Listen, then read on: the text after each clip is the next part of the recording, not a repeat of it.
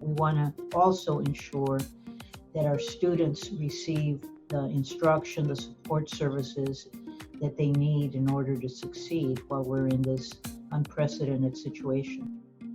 This is In the Know with ACCT, the voice of community college leaders. I'm Jacob Bray. In response to the ongoing COVID-19 pandemic and protocols banning social interactions in the state of California, the San Diego Community College District Board of Trustees convened for the first time by virtual meeting on April 9th. On this episode of In the Know, ACCT President and CEO J. Noah Brown will be speaking with SDCCD Board President Dr. Nieto Senour about how the district board met, what they learned, and what considerations will be made as future board meetings are convened. I'd like to start off, Dr. Senour, with just asking you generally how things are going at the San Diego Community College District overall with the pandemic. Well, this has not been an easy time, but I believe we've responded to this unprecedented challenge through a variety of actions and plans that are designed to accomplish two goals. The first and most important one is we want to make sure that the health and safety of students and employees is being the most important thing on our agenda. Secondly, we want to ensure that the continuity of instruction, support services, and operations. We want to ensure the safety of everyone, and that we want to also ensure that our students receive the instruction, the support services that they need in order to succeed while we're in this unprecedented situation. Now, the pandemic has caused boards to function a bit differently, just like our students have. I understand last month your board made the decision to begin to meet remotely. First of all, were any board members troubled or have concerns about the decision to move board meetings to an online venue? Not really. We weren't sure exactly how it was going to work, and we weren't sure if people were going to tune in, whatever, but we knew that in order to do this appropriately, we were going to need to meet remotely, so everyone was on board with that. And having moved remotely, did it change or affect any way that you normally would do business? So for example, posting a notice of public meeting, did you have to change the agenda significantly, or were you able to kind of continue on your normal board meeting agenda and notification? Well, I think generally we've been able to manage the transition in a relatively positive way. Our meetings have three parts. There's an initial public call to order before the closed session, so that we can allow members of the public to comment on any closed session items. And our closed session is not available to members of the public, but we call to order in case anyone wants to make any comments before about the items on the closed session agenda. And then we move into our closed session, which is also obviously on Zoom, but no one from the public is there. Members of our board, our chancellor, vice chancellors, or presidents who are relevant to the discussion are there. A link to the Zoom meeting is sent to the board members, the chancellor, the presidents, vice chancellors, and the participatory governance leaders, all of our Senate leaders, and union leaders. Everyone gets the link, and it's both for the initial call to order. That same link is used, and for the regular business meeting. And others are invited to watch a live stream on YouTube, so that once we are ready to start the open session meetings, we wait for them to say that we're already on live stream, and then we start them. A separate link is used for closed session, and that's only sent to the board members and those like the chancellor and selected staff that are going to be part of the closed session. And trustees log in separately to all three parts of the meeting. We're each in our own homes. And so that's taken a little while to get used to. Because we're streaming on YouTube, it takes a while to get the live stream up and running each time. Between this and the logging off and on, it can take 15 minutes to get everything going. During public portions of the meeting, everyone except the chancellor and the trustees mute their audio and video unless they have been invited to speak, to make presentations, etc. And the staff helps to make this go smoothly. The biggest difference is that due to the threat of hacking, Zoom bombing, the public is only able to view the meeting, not participate. During a meeting, not of our board, but one of our, I think it was continuing education, somebody zoomed in some graphic video that was totally inappropriate, to say the least. So as a result, we are monitoring that very carefully, and what happens is that public comments are submitted via email um, uh, into a special section of the district's webpage and are read aloud by staff at the appropriate point. So the staff reads the meetings, the comments from the public at the appropriate time. Yes, I know from a number of our colleagues that Zoom bombing and other things have been an issue. And I know that Zoom and other platforms have upped their game. I think they were as unprepared as we were to move to this platform, and no one anticipated a lot of Right. issues. Perhaps this can go in the bucket of future board policy considerations in terms of how best to pursue virtual board meetings. With respect to the board meeting last month, with your permission, I'd like to ask you about a couple things that were on the agenda from that meeting. For example, I noticed one of the items was related to the tuition-free San Diego Promise program, with which, as you probably gather, I'm pretty familiar as I serve on the National College Promise Advisory Board. But that program, I know, has served over 4,500 students over the past 4 years. Can you talk a little bit about how the Promise program that you were able to put in place in San Diego is being affected now by the pandemic? Well, as you, I'm sure know, the San Diego Promise participants have been negatively impacted by the COVID-19 pandemic, financially and academically. More than 70% of Promise participants have significant financial need. Since the onset of the pandemic, some Promise students have reported struggling financially due to job layoffs and an inability to find work.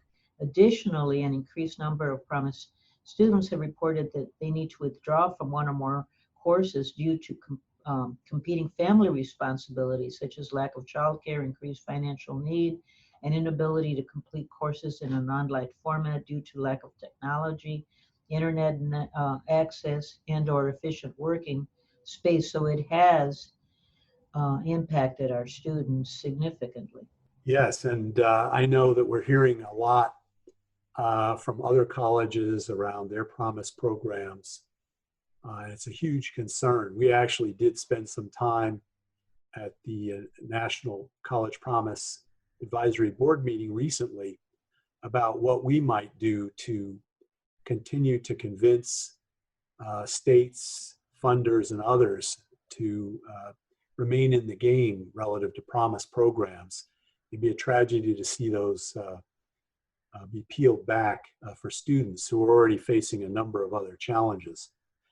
Another remarkable agenda item was the board passed a resolution officially acknowledging the outstanding contributions of your faculty, administrators, and staff in response to the COVID-19 pandemic. I'm curious about how that resolution came to fruition, and more importantly, I assume this is something that perhaps your board felt very strongly about. Would you mind commenting about that? Sure. On March 12th, our board held a special meeting and declared a state of emergency. On the 13th of March, the president declared a national emergency. On March 16th to the 20th, the San Diego Community College District classes were suspended and campuses were closed in order to prepare for online remote instruction and remote operations. On March 19th, Governor Gavin Newsom issued Executive Order N3320 directing all individuals living in the state of California to shelter at home. And on March 23rd, the district began online remote instruction and remote operations. We had a short period of time to get everything moving online, and we had folks who were ready to do it and a lot of folks who were not. Almost 5,000 course sections were converted to online or remote learning. When combined with the course sessions that were previously online, almost 6,200. We now have online. 280 course sections remain in hard to convert areas such as allied health, laboratory classes, and public safety. In addition to instruction, we had to convert wraparound services such as counseling, admissions, and records, and other student services to fully online. And as you can imagine, at a time when there's so much anxiety and anxiety and depression get linked, our students need counseling, mental health services. Obviously, we need to continue doing our admissions, our records, et cetera, so that everyone can access what they need online. There's also functions such as college police and custodial services, business functions like purchasing and accounts payable and payroll services for our over 5,000 employees. All of that we needed to figure out how to do. Meanwhile, we're still trying to keep students in the community informed about what we're doing via virtual town halls. All of this happened in a very short amount of time and represented a lot of work by employees at every level. Our chancellor is a very strong communicator, as you well know, and she kept the board in the loop throughout every step of the process. After one such message, Trustee Reinerson asked for a short resolution thanking the employees at the April meeting. And due to open meeting law restrictions, we were not able to discuss it as an entire board, but this was something very much in line with the board's priorities. Let's return for a minute back to the question of public meetings and the use of the virtual meeting format. I know that the public was able to watch the meeting via a live YouTube stream. Did you witness or experience any difference in the level of public interest for the board meeting than perhaps a normal live board meeting? Well, definitely. Usually our meetings are attended by our executive managers and our participatory governance leaders without much public interest unless there's something of particular note on the agenda. During our May meeting, despite YouTube having worldwide disruptions, we had almost 100 viewers at some point. So we were able to expand the number of folks that were able to attend the meeting. And as you know, because people are in lockdown situations, that also probably gives people more time to sit and watch our meetings. Huh, that's interesting. Let me ask, before you began to hold virtual board meetings, when you had live board meetings, did the public have the means to actually watch remotely, or did they have to physically attend the board meetings? Well, before this, people were not able to watch remotely. We were not broadcasting our meetings in any platform, and so this is a first for us, that they're available to anybody who's interested in tuning in. Not to put you on the spot, and I know that it would be a board decision, but do you think the board might consider allowing the public to view future board meetings virtually? My guess is we would be. I mean, I know I am interested in that. I think that it's important for the public to really have a sense of what their community colleges are about and what we're doing. And I mean, I think we have a very positive reputation in our community, but I think that people watching our meetings, it would increase, because I think our meetings are effective and open and transparent, and we deal with important topics.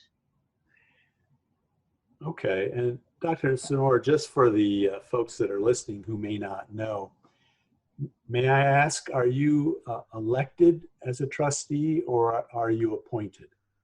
We are all elected, and we are, the way that it's worked up to now is that we're elected in our own district. So I live in District A, and we have 5 districts, so there's 5 of us, and we're all elected in our area, and then when we go to the general election, then we're elected citywide. But most likely that's going to change. There's been challenges to that, and I think it may wind up being district-only elections during both the primary and the general in the future, but that has not happened yet. Okay, so as elected officials then, it goes without saying that the ability for the public to see and understand what the board is doing is part of your responsibility to maintain transparency. Definitely. Let's talk a little bit about having done the virtual board meeting now at this point. Are there particular lessons that you and your board and or chancellor are learning about this virtual format that may guide future board meetings or how you pursue your agenda? Well, our staff did a lot of work beforehand to figure out our meeting logistics, such as how we were going to get public participation and also how we were going to get closed captioning, ADA accommodations, things like that. So there was a lot of work ahead of time. The staff also spent the time to make sure that we were comfortable using Zoom. So they trained us individually, including we had a practice meeting beforehand, so that those of us who hadn't used Zoom before were confident going into our first meeting. Just like having an in-person meeting, it's important that certain ground rules are set out so that everything runs smoothly. For example, we had to decide as a board that at our meetings, board members are asked to raise their hands via Zoom when they wish to speak. Everyone is encouraged to mute their audio when they're not speaking to minimize disruptions. When making or seconding a motion, board members speak and physically raise their hands. They also physically raise their hands when voting on a motion. Roll call votes and other means are considered, but it was determined that this made the most sense for our board. Okay. Did you have a plan for the occasional disruptions that might occur on the virtual platform? So for example, I was on a call yesterday and I lost my internet. So I got bumped out for about 5 minutes. Is there a plan for those kinds of things during virtual board meetings now to either minimize disruption or allow you to continue to proceed on your agenda? Well, with the help of our staff, we've taken a number of precautions.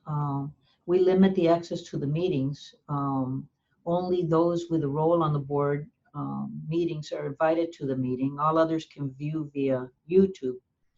The password is protected for the meetings. Virtual waiting room allows the staff to ensure that participants are invited in when they have presentations to make. So things are managed with a great deal of care so that there aren't intrusions. So no unwanted images have been displayed because we've been able to monitor all of that and make sure that nothing like that has happened. So, I mean, we've been able to pretty much not have any disruptions. There may be times when somebody's internet service is not as good as it could be, but so far we haven't lost any of our board members or any of our vice chancellors or presidents or whatever that we're unable to present. So far so good in terms of managing the technology. Okay. Can I ask you about what the current state of play is in the San Diego area relative to restrictions on gatherings, social distancing, and the like? Well, we're moving into what they call here, and probably all over the country, phase 2, where a number of things are allowed. They just announced that they're going to allow people to use the beach as long as people wear masks and socially distance. Up until now, people have been able to like run or walk, but they haven't been able to just like lay on the beach, and that's in the process of changing. So things are opening up a little bit, but of course it has to be done with care because there are coronavirus deaths in this area, and the cases haven't stopped increasing, although they're not doing it at a great rate. So as a result,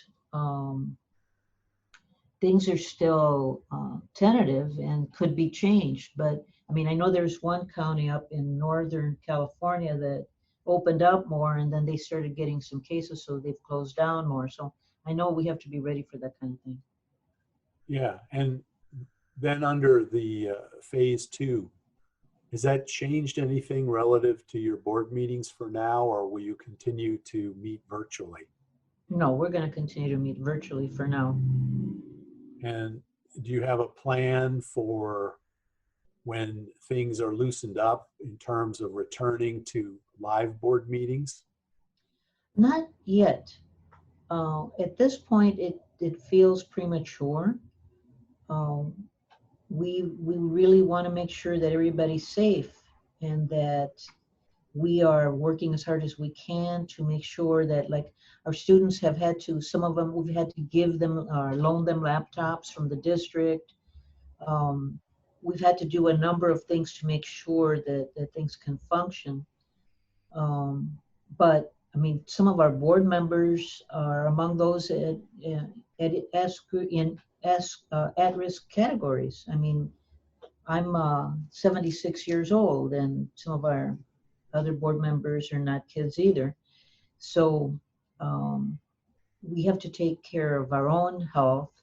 And there's a lot of folks in our district that have, we serve a lot of disabled students, et cetera. So we really have to be careful that we don't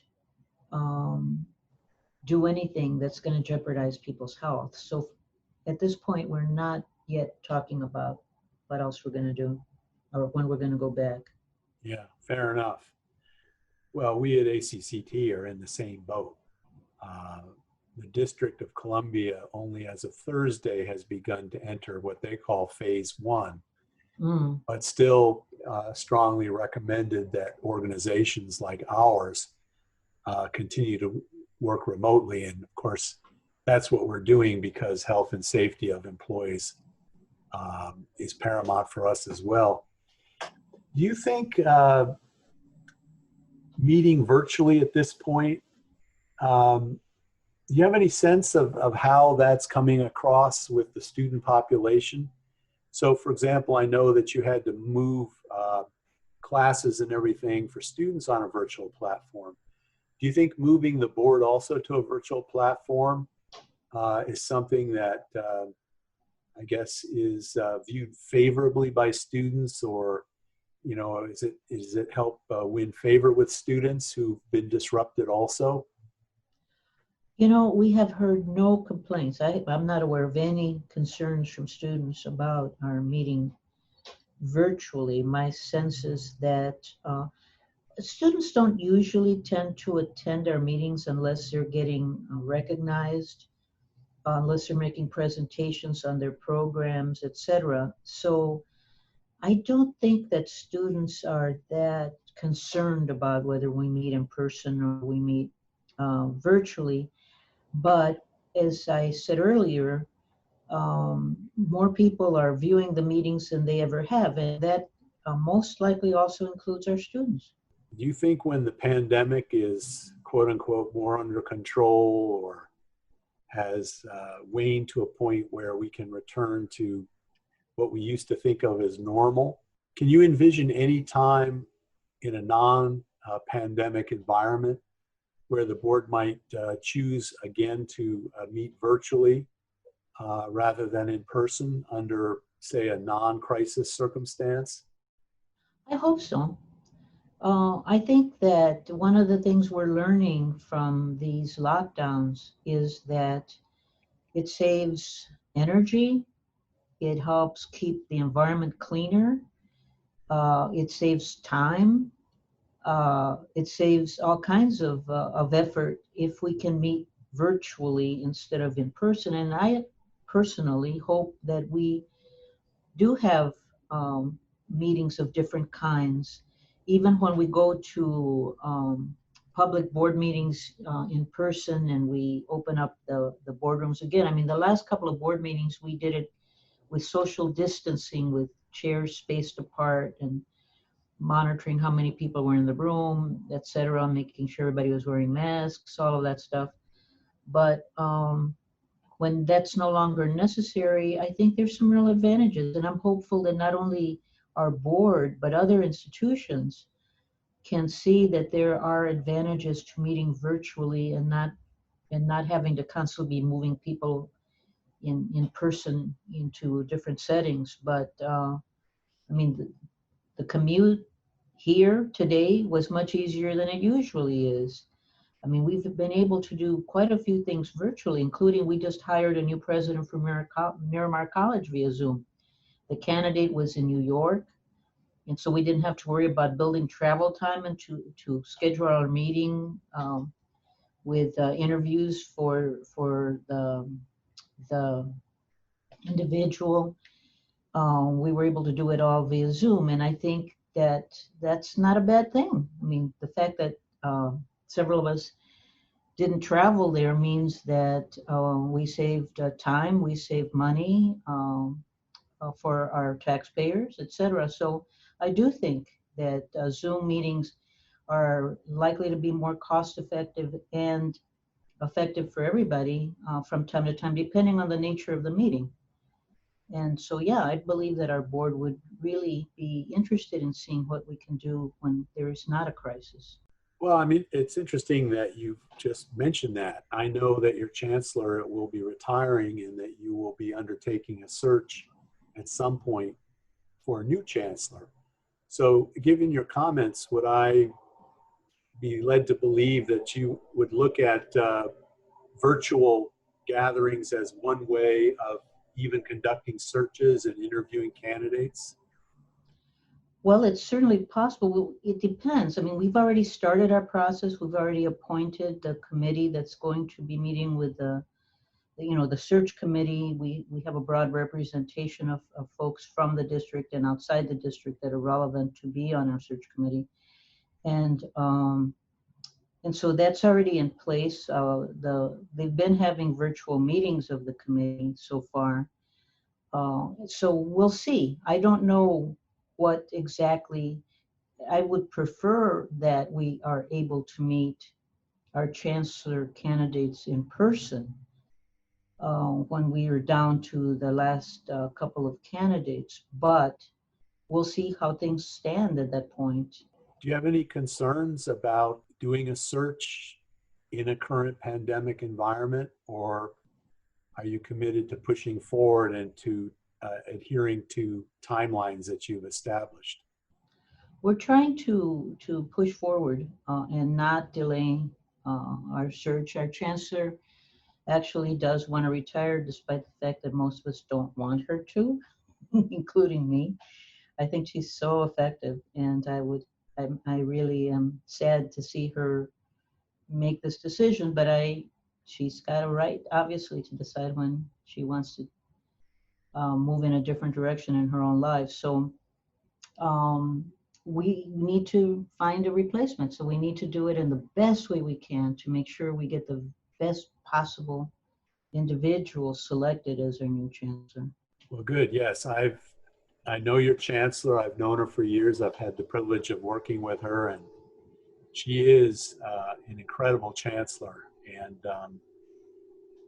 it's going to be hard to find somebody of her caliber, although, as you know, it's always an opportunity for a board to look forward.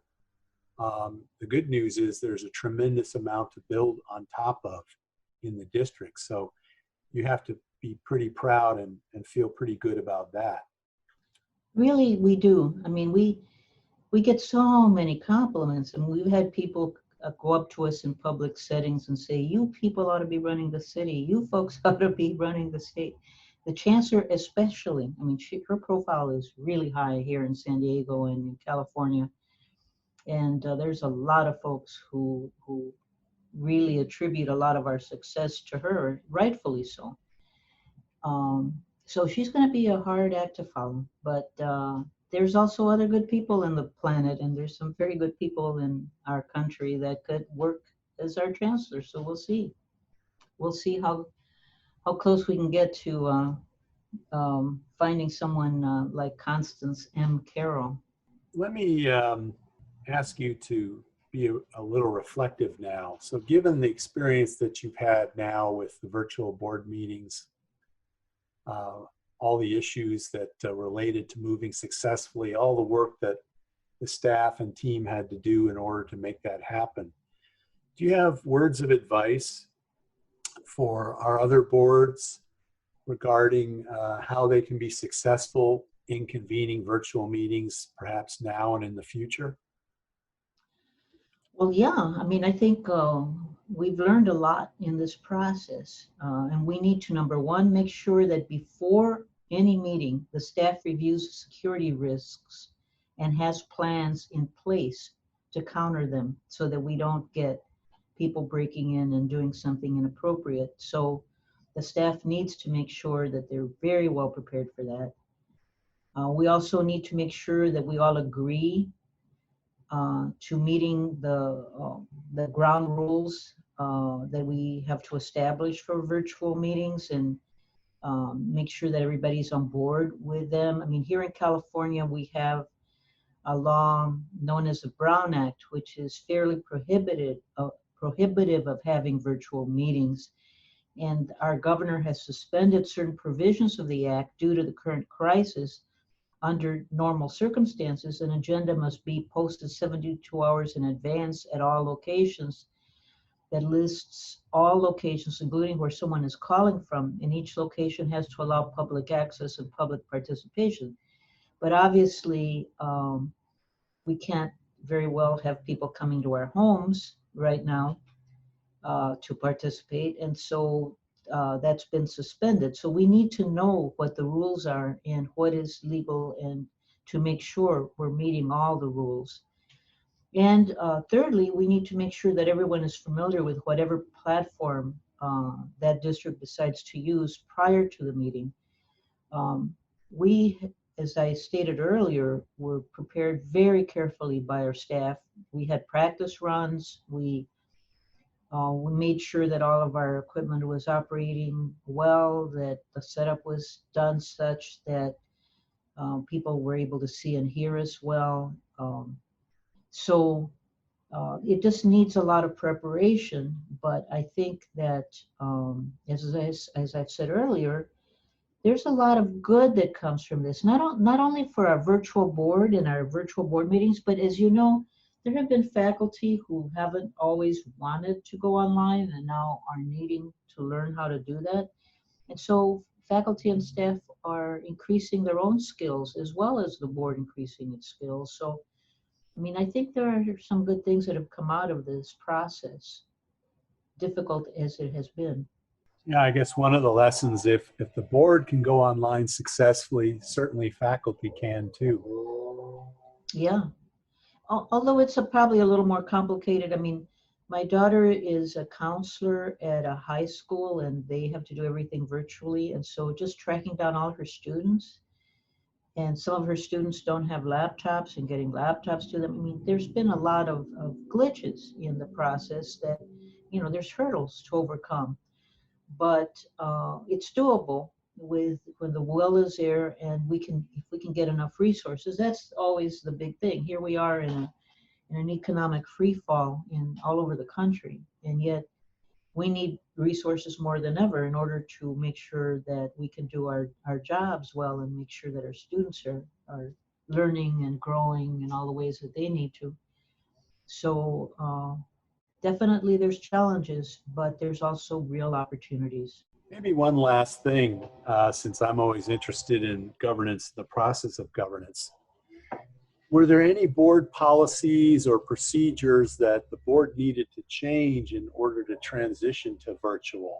No, the only thing is what I already talked about was how can we do this and still meet the Brown Act requirements that make virtual meetings difficult. And so the governor had to suspend some of the provisions so that we could do it. But I think that generally, like I said, I think this has not been a bad experience for us. We've learned a lot, and it's in many ways grown us. So as we wrap this up, any other things or thoughts that you want to share with a listening audience about either the impact that the pandemic has had on the district or your transition to virtual meetings, or how this perhaps in some ways may have strengthened the district and maybe provide greater focus on perhaps some of the areas of need that were maybe less exposed before the pandemic? Well, I think we were aware that we have a lot of students who have intense needs. I mean, we have homeless students, we have food insecurity. That's just ramped up. All of that has just grown exponentially, and I'm sure that's true all over the country. So our districts, all of our districts, need to be ready to do our best to meet as many of those needs as possible. It's a major challenge. I mean, I have been on the board for 29 years, and I got on this board never planning to be here so long. My plan had been to at the most serve 2 terms because I was a professor at San Diego State. I loved my job there.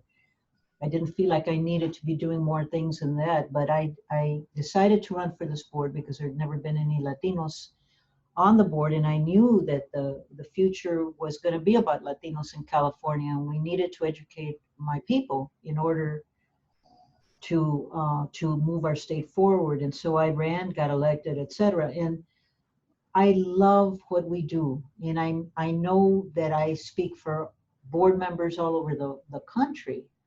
Our jobs are so important because we are the people's colleges, and more than anyone else, as we like to say, we take the top 100% of students that apply. And so everybody has a chance. People who weren't able to do well in high school because they weren't mature enough or because they had crises going on or for whatever reasons, they get another chance. And people who got degrees, but it's not in the area that they really enjoy, they are needing to be retooled, they can come back. So we get people, as you know, who haven't finished high school, and we get people who have doctorates that are our students. And so our work is critical to the success of our country.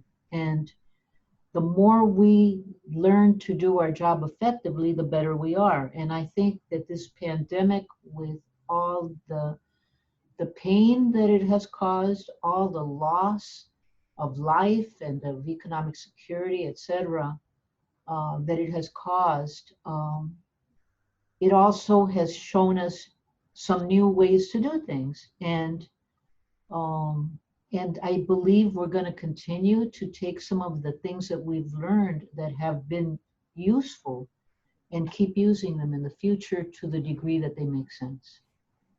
Thank you for listening to this special episode of In the Know. We'll see you again this fall when we return to weekly episodes.